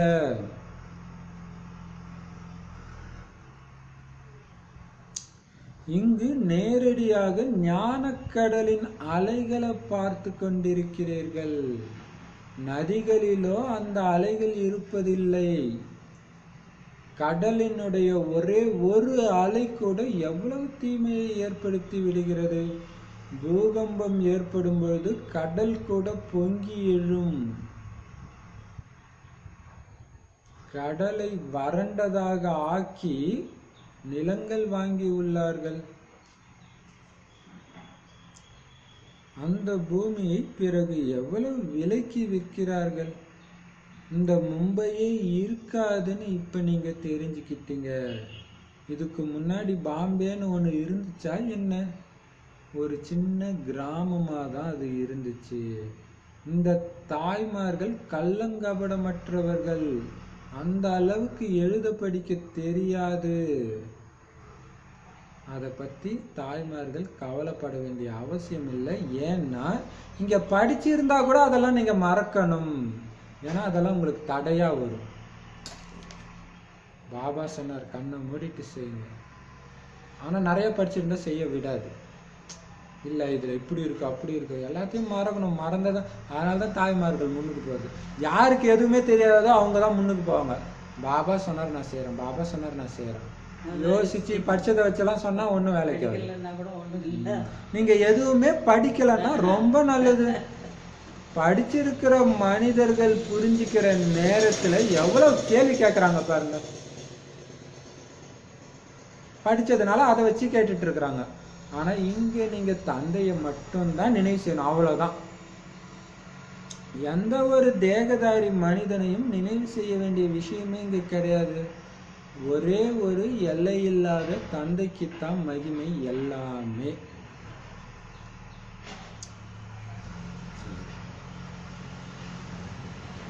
பாபா சொல்றாரு, உங்களுடைய பலம் இருக்குது பாருங்க, இந்த அழுக்குல இருந்து இந்த விகாரத்துல இருந்து விடுபடுறதெல்லாம் எப்படி விடுபடுறீங்க? நினைவினுடைய பலத்தினால. இப்போ உதாரணத்துக்கு பார்த்தீங்கன்னா, சின்ன வயசுலேயே ஒருத்தங்க கணவனை இழந்துட்டாங்கன்னா அந்த வழியை மறக்கிறதுக்காக அவங்கள வேலைக்கு அனுப்புவாங்க. வேலைக்கு போனால் 4 பேரோட பழகினா அந்த இது இருக்காதுன்ட்டு. பாபா சொல்கிறார், இங்கே அந்த மாதிரிலாம் கிடையாது குழந்தை, அப்படி புரிஞ்சிக்காதீங்க. சிக்கலான வேலைக்கு போயிட்டீங்கன்னா குப்பையெல்லாம் உங்களை விட்டு மறந்துடும்னு நினைக்காதீங்க. அது இருக்கத்தான் செய்யும், ஏன்னா ஏறாம வேணா இருக்கும் ஓரளவுக்கு. ஆனால் இங்கே நினைவின் மூலமாக எரிக்கிறீங்க, வேலை செஞ்சு எரிக்கலை. வேலை செஞ்சாலும் நினைவின் மூலமாக எரிக்கிறதுல தான் இருக்குது டேலண்ட்டு. மற்றவங்க கூட பேசி அல்லது டிவி பார்த்து வேலையை செஞ்சு அது கிடையாது. நினைவினுடையது தான் பலம். ஞான கடலுடைய அலையை பார்க்குறீங்கன்றார். அப்போ நதியில் அலை வராது, கடலில் தான் அலை வரும் இல்லையா? அப்போ அந்த அலை தான் அப்படி ஒரு தீமையை ஏற்படுத்துது, அப்படியே ஆட்டங்கான வைக்குது இல்லையா? ஒரு அலை சுனாமி அலை வந்தால் என்ன ஆகுது? அந்த மாதிரி பாபா ஞானக்கடலுடைய அலை தான் நமக்குள்ளே இருக்கிற குப்பையெல்லாம் தூக்கிட்டு போயிடுது அப்படியே. அதுதான் இல்லையா? அப்போ அவர் சொல்லிட்டு அப்படியே பாபா உலக அழிவை பற்றி சொல்ல வர்றார். பாம்பே இருக்காது, இதுக்கு முன்னாடி இருந்ததும் கிடையாது, கடலாக இருந்தது தான். இன்றைக்கி வறண்டு பூமி ஆனதுக்கப்புறம் காசாக்கி பெரிய பெரிய பெரிய பில்டிங்கை கட்டி வச்சுருக்குறாங்க. பாபா சொல்றாரு, படிப்பறிவு இல்லாத தாய்மார்கள் ரொம்ப கொடுத்து வச்சவங்க. ஏன்னா படித்தவங்களுக்கு இதை புரிஞ்சுக்கிறது கஷ்டமாக இருக்குது, ஏன்னா நிறைய கேள்விகள் தடையாக அவங்களுக்கு வருது. இங்கே பாபாவை நினைக்கணும், அவ்வளோதான். எந்த மனுஷனும் நினைக்க வேண்டிய அவசியம் இல்லை. உயர்ந்ததிலும் உயர்ந்தவர் ஒருத்தர் தான், அவருக்கு தான் எல்லா மகிமையும். 2வது நம்பரில் தான் இந்த பிரம்மா இருக்கிறார். அவரை விட உயர்ந்தவர் வேற யாருமே இருக்கிறது கிடையாது. இவரை விட உயர்ந்தவர் வேறு யாரும் இருப்பதில்லை, இவரை விட பெரியவர் வேறு யாருமே கிடையாது. ஆனா பாருங்க எவ்வளவு சாதாரணமா நடக்கிறாரு, எப்படி சாதாரண முறையில குழந்தைங்களோட உட்கார்றாரு, ட்ரெயின்ல போறாரு. இவர் யாருன்னு யாருக்குமே தெரியாது. இவர் யாருன்னு யாருக்கு தெரியுது? பகவான் வந்து ஞானம் கொடுக்கிறாருன்னா அவசியம் பிரவேசம் செஞ்சு தான் ஞானத்தை கொடுப்பார். ஒருவேளை கிருஷ்ணராக இருந்தார் அப்படின்னா, கிருஷ்ணரை நேரடியாக வந்து ஞானத்தை கொடுக்கறதா இருந்தால் கூட்டம் அப்படி கூடிடும். ஐயோ கிருஷ்ணரே வந்துட்டாரோ, எவ்வளோ அழகா இருப்பாரு. மறைமுகமாக நடக்குது இங்கே, அதனால தான் கூட்டம் இல்லை இல்லையா? அப்புறம் கூட்டம் வந்துச்சுன்னா சொல்லி கொடுக்க முடியாது, தரிசனம் தான் காட்ட முடியும், கோயில் மாதிரி. இங்கே தந்தை மறைமுகமாக சாதாரண வேஷத்தில் வந்து குழந்தைங்களுக்கு கற்றுக்கிறாரு. ஸோ இதுவும் ரகசியம் இருக்குது பாருங்க. ஏன் பாபா இப்படி வர, இல்லைன்னா பாடம் நடத்த முடியாது, தரிசனம் தான். அப்போ கடைசியில் கூட்டம் வரும்போது இங்கேயும் தரிசனம் தான் கிடைக்கும் இல்லையா? எப்படி சூப்பராக சொல்கிறார் பாருங்க. இப்போ பாபா எவ்வளோ பெரிய விஷயம் பாருங்க, பிரம்மா பாபாவை பற்றி சொல்கிறார் பார்த்தீங்களா? உயர்ந்ததிலும் உயர்ந்தவர் பாபா தான், அதுக்கு அடுத்தபடியாக பிரம்மா தான்றார், வேற யாரும் கிடையாதுன்றார். இந்த பிரம்மாவை விட்டுட்டு போய் சங்கர் பாட்டியில் போய் வாழ்க்கையை கெடுத்துக்கிட்டு இருக்கிறாங்க, இதை விட அட்வான்ஸ் ஞானம்னு நினச்சிக்கிட்டு. அப்போ இவருக்கு மேலே யாருமே கிடையாது. ஆனால் பாருங்க எவ்வளோ சாதாரணமாக உட்கார்றாரு.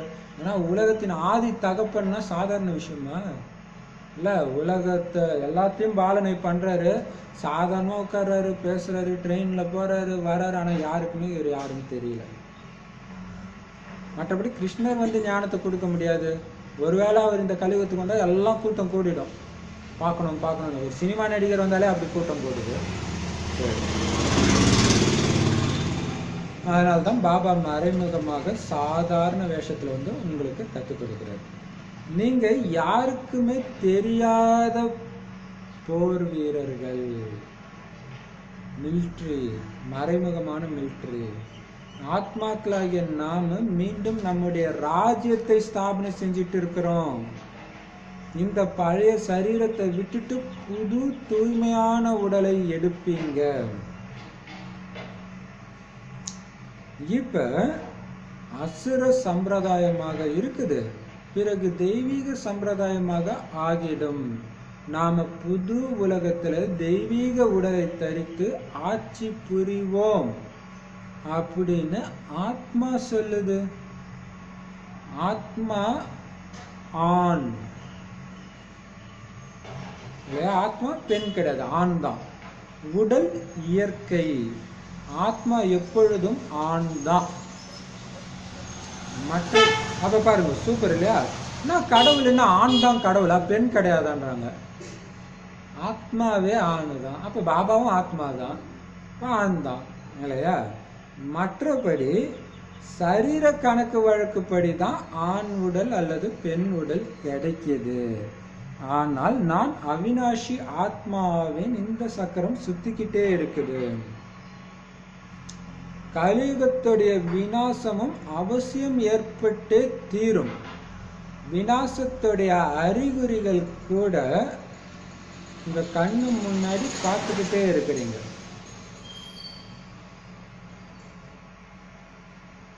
அதே மகாபாரத போர். இப்ப மகாபாரத போர்னா கண்டிப்பா பகவான் அங்க இருப்பாரு தானே. போர் நடக்கும்போது கண்டிப்பா இருப்பாரு, நீங்க தான் கண்டுபிடிக்கணும் இல்லையா? அப்ப பாருங்க, அவர் எந்த ரூபத்துல எந்த உடல்ல இருக்கிறாருன்றது குழந்தைகளாகிய உங்களை தவிர வேற யாருக்குமே தெரியாது. ஏன்னா நான் முற்றிலும் சாதாரண உடலில் வருகிறேன், நான் கிருஷ்ணருடைய உடலில் வருவது கிடையாது. இவரு தான் முழுசா 84 பிறவி எடுக்கிறார். பெரிய ரகசியம் பார்த்தீங்களா? முழு 84 பிறவியை எடுக்கிற ஒரே ஒருத்தர் பிரம்மபாபா மட்டும்தான். மற்றவங்க யாரும் முழுசா எடுக்கிறது கிடையாது. ஏன்?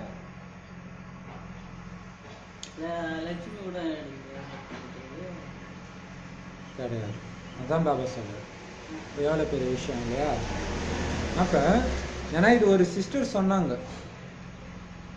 பாபா மட்டும்தான் சம்பூர்ணமாகி இருக்கிறாரு, மம்மா கூட ஆகல. எனக்கு ஒன்றும் புரியல, என்ன இப்படி சொல்றாங்கன்னு.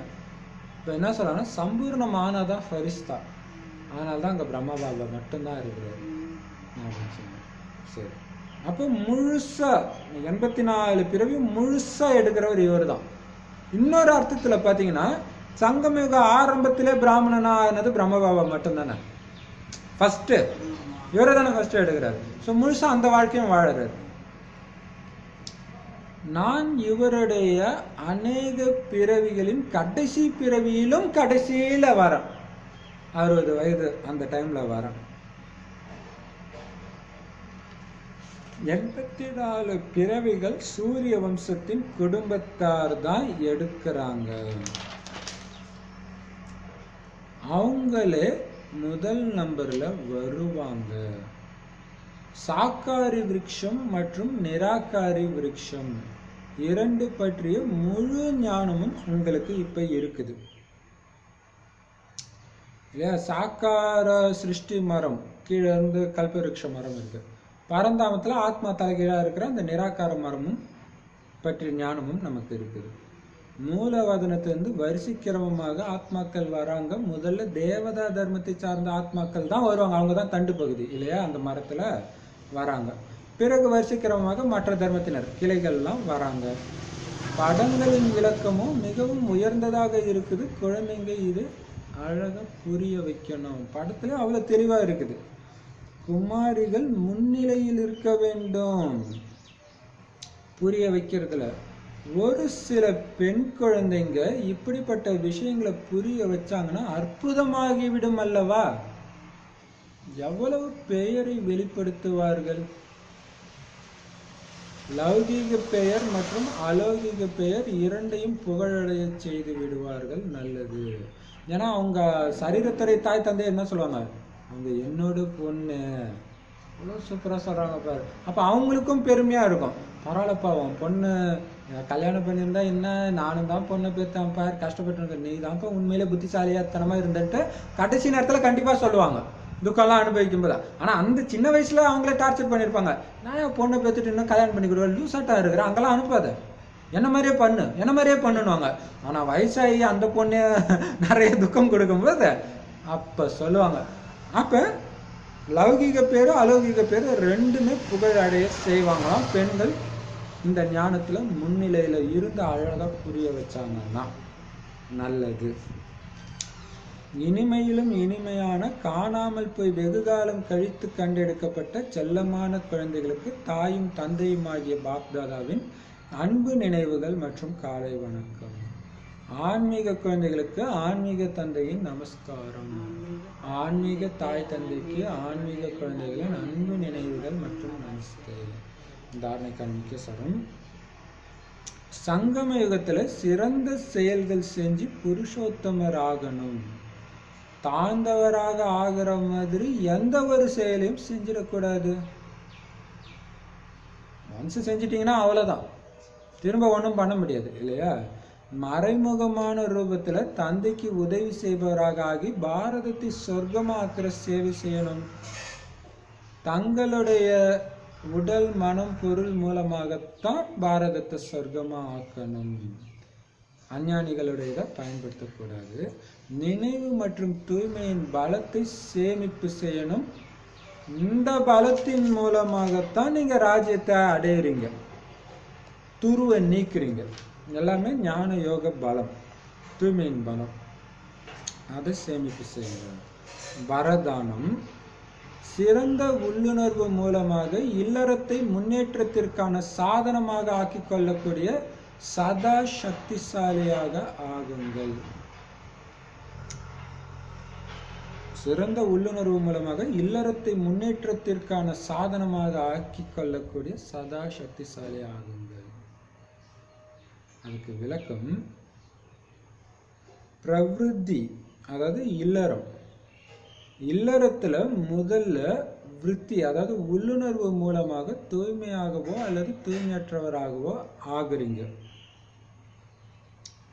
உள்ளுணர்வை எப்பொழுதும் ஒரு தந்தையுடன் இணைச்சிட்டீங்கன்னா, ஒரு தந்தையை தவிர வேற யாருமே எனக்கு இல்லைன்ற அப்படிப்பட்ட உயர்ந்த உள்ளுணர்வு உங்களுக்கு இருந்துச்சுன்னா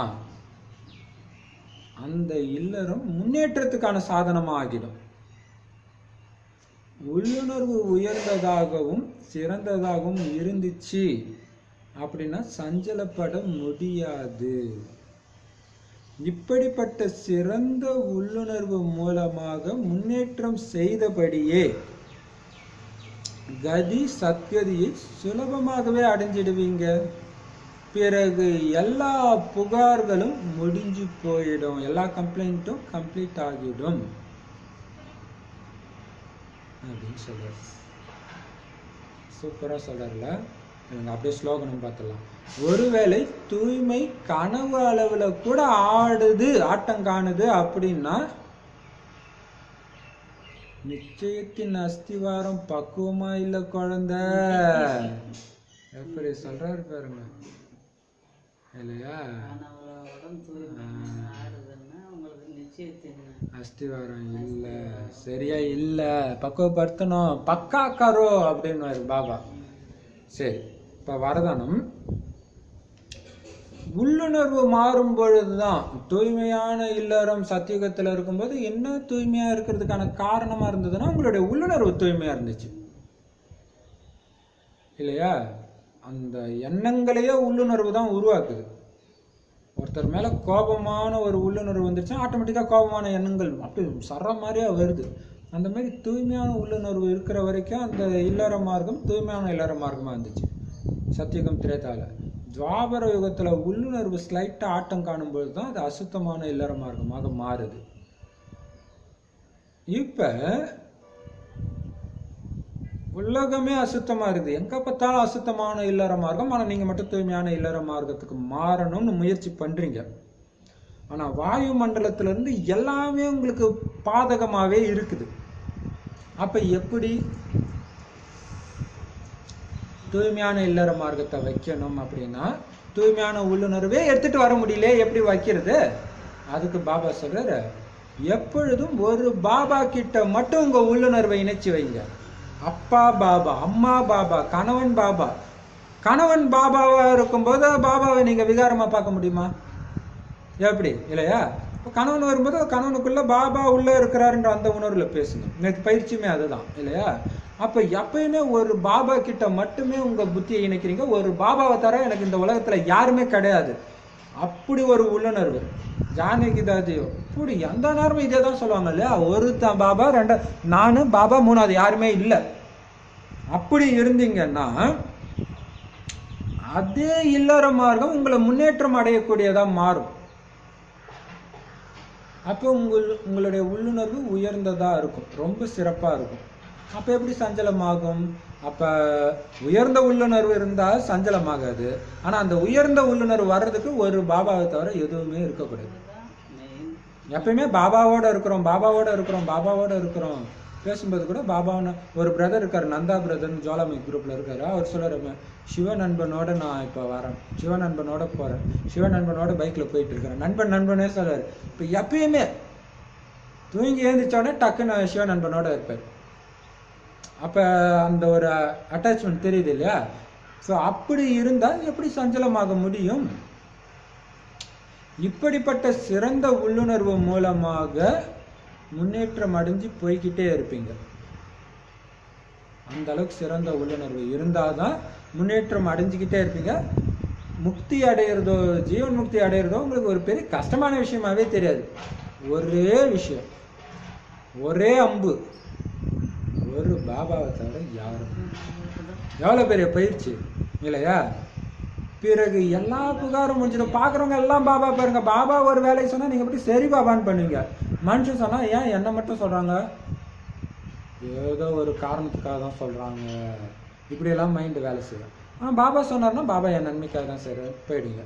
அப்ப புகார் தடையே இருக்காது இல்லையா? சரி, ஸ்லோகன் என்ன சொன்னாரு? கனவுலையும் தூய்மை என்ன. அப்ப ஒரு பாபாவை தவிர இன்னொருத்தர் இல்லைன்னா அங்கேயுமே அப்படி ஆகாது தானே? எனக்கு பாபா தான் வாழ்க்கை, பாபா சொல்ற மாதிரி தான் வாழணும், பாபாவுடைய நினைவுல இருக்கிறேன், பாபாவுடைய மாணவன் நினைத்தால் கனவுல கூட அந்த பிராமணன்ற உணர்வு வெளிப்பட்டுச்சுன்னா எது ஆழமா இருக்கிறதோ அதானே கனவுல வருது. அப்ப அந்த அளவுக்கு இது ஆழமா போடல, நிச்சயம் வைக்கல, நான் தேவதைன்ற உணர்வு எனக்கு விகாரன்றது வந்து சாக்கிற மாதிரி நாரணும். அந்த உள்ளுணர்வு உள்ள போகலன்னு அர்த்தம். கனவுல நீங்க ஆட்டம் கண்டீங்கன்னா எவ்வளவு சூப்பரான வாணி இல்லையா? ஓம் சாந்தி. பாபா பாபா என்னென்ன சொன்னார் இன்னைக்கு? சொல்லுங்க. சரி சரி, திரும்பி சொல்லுங்க. திரும்பி சொல்லுங்க. பாபா என்ன சொன்னாரு? பாபா ஃபர்ஸ்ட் எடுத்தது என்ன சொன்னார்? என்னென்ன படிச்சிங்களோ எல்லாத்தையும் மறந்துடுங்க. பாபா சொன்னது அதுதான், எல்லாத்தையும் மறந்துடுங்க. எந்தெந்த சாஸ்திரத்தை இதான் எந்த நாள் இன்று வந்து விட்டது அந்த நாள் அப்படின்னாரா? அதுக்கு என்ன சொன்னாருன்னா, எல்லாத்தையும் சாஸ்திரமெல்லாம் எழுதியிருக்காங்களா அதுல இருந்து தானே நான் சொல்றேன். அதே மாதிரி தான் இந்த பாட்டுடைய சார்ட்டையும் சினிமா எழுதுனது நான் இதுக்கு வச்சு சொல்றேன். அப்புறம் வந்து ராதாகிருஷ்ணருக்கு கிருஷ்ணருக்கு வெல்லும் பிறப்ப ஜெயந்தி கொண்டாடுறாங்க, ராதைக்கு கொண்டாடல அப்படின்னு சொன்னாங்க. சாது சன்னியாசிகள் இது காக்கைக்கு எச்சி ஆனது இந்த சுகமெல்லாம் அப்படின்ட்டு விட்டுட்டு ஓட்டிட்டாங்க அப்படின்னாங்க. போர்டு வைக்கிறது என்ன சொன்னார்? சத்தியன்ற வார்த்தை. உண்மையான கீதா பாடசாலை, உண்மையான சத்யநாராயணன் கதை, உண்மையான அமர கதைன்னு எழுதுங்க. அப்ப மத்தவங்களது பொய்ன்னு நீங்க சொல்ல, எங்களது உண்மைன்னு சொல்றீங்க. ஆட்டோமேட்டிக்கா புரிஞ்சிட போகுது இல்லையா? சூப்பர். பாபா அப்புறம் வந்து படிக்காத இருக்கிறதே நிம்மதி, படிச்சவங்க எல்லாம் கேள்வி கேட்டுக்கிட்டு இருக்காங்க. சூப்பர் இல்ல? அதனால படிச்சாலும் மறக்க தானே செய்யணுங்க. நம்ம ராஜ்யத்துல ஒரே மொழி தான் இருந்துச்சு, எவ்வளவு பெருமையா இல்லையா? மகாபாரதத்துல தலைவன் இருக்கான் இல்லையா, அது போல அப்பயும் பாபா இருக்காரு. யுத்த சமயத்துல மகாபாரதத்துல தலைவன் இருக்கிற மாதிரி நமக்கு பகவான் இருப்பாரு தானே. ஸோ பகவான் இருக்காரு, ஆனா உங்களுக்கு மட்டும்தான் தெரியுது அவர் எந்த உடம்புல இருக்கிறாருன்ட்டு. கடைசியில 84 பிறவி பர்மா பாபா மட்டும்தான் எடுக்கிறாரு. கடைசி பிறவியில அவருக்கு வயசான காலத்துல தான் அவர்கிட்ட வந்து நான் ஞானத்தை சொல்ல வரேன். சரி, அடுத்தது பாபா சொல்றாரு, வெளியூருக்கு போயிட்டு வந்தா இந்த ஊருடைய காட்சி கிட்ட வந்துடுச்சு, நம்ம ஊர்கிட்ட வந்துட்டு நம்ம சொல்லுவோம் இல்லையா, அதை வந்துடுச்சு, பக்கத்து ஊர் வந்துடுச்சுன்னா கடைசி நேரத்துல எல்லாருக்கும் எனக்கு சொர்க்கம் தெரியுது, அதோ தெரியுதுன்னு நமக்கு ஒண்ணுமே தெரியலன்னு நீங்க ஐயோ ஐயோ நலருங்க, ஏன்னா பாபா சொன்னதை ஃபாலோ பண்ணல. அடுத்த ஸ்டாப்பிங் நம்ம ஊர் வந்துடுச்சுன்னு நம்ம நினைப்போம் இல்லையா. அதுக்கு பயங்கரமான சூப்பரான பாயிண்ட். நேத்தே எனக்கு ரொம்ப ரொம்ப பிடிச்ச பாயிண்ட். அப்படின்னா என்ன அலட்சியம் இருக்கக்கூடாது. 2 பேரும் சண்டை போட்டுக்கன்னா பூனை சண்டை, இந்த குரங்கு இது வெண்ணெய் கிடைச்ச போல பூனை கிடைச்ச மாதிரி உங்களுக்கு வெண்ணெய் கிடைச்சது அப்படின்னு. அதே மாதிரி பைசாவை பத்தி சொன்னாரு. பாபா எப்படி குழந்தைங்க கிட்ட வாங்குவாரு? அவருக்கா தேவை, உங்களுக்கு அங்க ரத்தனங்களால நீங்க இங்க கொடுத்துக்கிறீங்க, அவ்வளவுதான். செய்பவர்கள் அடைவார்கள் அப்படின்னு சொல்ற பாபா வழியை மட்டும் சொல்ற. அது ஃபுல் நிச்சயம் புத்தி உள்ளவங்க அதை அடைவாங்க. குழந்தை பிறக்கும் போதே மகாத்மா. ஸோ முதல் மலர் யாரு? ஸ்ரீ கிருஷ்ணர். ஸோ அவர் மட்டும் வரப்போறதுல நிறைய பேர் வருவாங்க அப்படின்னு சொன்னாரு. வேற ஞான கடல் அலைகள் வரும், நதிகள்ல வராது இல்லையா.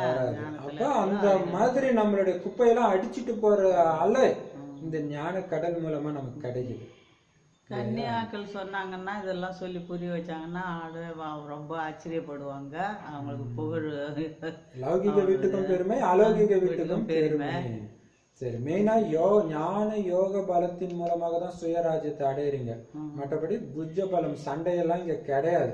இது ஒரு முக்கியமான பாயிண்ட் இல்ல, அந்த யோக பலம் அதுதான் எல்லாமே. மற்றபடி நீங்க கஷ்டமான வேலையில போய் மறக்கிற அர்த்தம் எல்லாம் கிடையாது. இங்க மறைமுகமான சேனை. பிரம்ம பாபா பாருங்க எவ்வளவு மறைமுகமா இருக்கிறாரு. போனா கூட சாதாரணமா எல்லாரும் பக்கத்துலயும் உட்காந்து மறைமுகமா இருந்துகிட்டே இந்த ஆத்மா எல்லாமே என்னது ஆண் தான் அப்படின்னு பாபா இன்னைக்கு புரிய வைக்கிறாரு. கணக்கு வழக்குப்படிதான் ஆண் உடல் பெண் உடல் எடுக்கிறது தவிர ஆத்மா எப்பவுமே ஆண் தான். அப்புறம் அமெரிக்கா தான் எல்லாம் வாங்கிச்சு, அதை பத்தி சொன்னாரு இல்லையா. கிறிஸ்தவர்களுக்கு நமக்கு நல்ல ஒரே ராசி, கிருஷ்ணருக்கு ஒரே ராசியா, ஒரே ராசி. அது என்ன அர்த்தம் தெரியல. ராசி சொல்றோம் இல்லையா, அது போல அந்த ராசி அந்த அர்த்தத்துல சொல்றாங்க. சரி, அடுத்தது ஓகே, எல்லா படமும் இருக்கு, ஈஸியா புரியுது. வரதானம் தான் அந்த தூய்மையான இல்லற மார்க்கத்துல இருந்து பாபா நினைவால உள்ளுணர்வு தூய்மையா இருக்கிறதுக்கு என்ன பண்ணணும்? ஒரு பாபாவை தவிர யாருமே கிடையாது. அப்படிப்பட்ட உயர்ந்த உள்ளுணர்வு இருந்துச்சுன்னா அதே இல்லறம் உங்களை தூக்கிட்டு போறதுக்கான ஒரு லிஃப்ட் மாதிரி ஆயிடும்ன்ற. சூப்பர் இல்ல? அந்த உள்ளுணர்வை நம்ம பாபா கிட்ட எண்ணிச்சுக்கணும் இல்லையா. நினைவுன்றது பாபா எதை எடுத்தாலும் நம்ம ஸ்லோகன் இது போல கனவுல கூட ஆடாத ஒரு அஸ்திவாரம் எப்படி சூப்பரா சொல்றல. ஒரு பக்கம் அவரே சொல்றாரு கனவு வரும், மோசமா வரும், எண்ணம் வரும்னு சொல்றாரு. ஒரு பக்கம் என்ன சொல்றாரு, இன்னும் சரியாகலன்னு அர்த்தம், இன்னும் தீவிரப்படுத்து யோகான்றாரு. கரெக்ட் தான், வரும் தான், ஆனா இன்னும் தீவிரப்படுத்து அப்படின்னு சொல்றாரு. ஓம் சாந்தி பாபா.